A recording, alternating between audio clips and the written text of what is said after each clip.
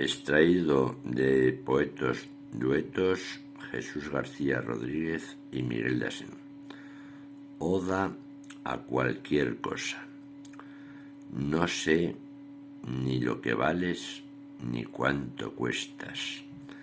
Si eres una cosa insignificante o majestática y rimbombante, o si traerás consecuencias funestas.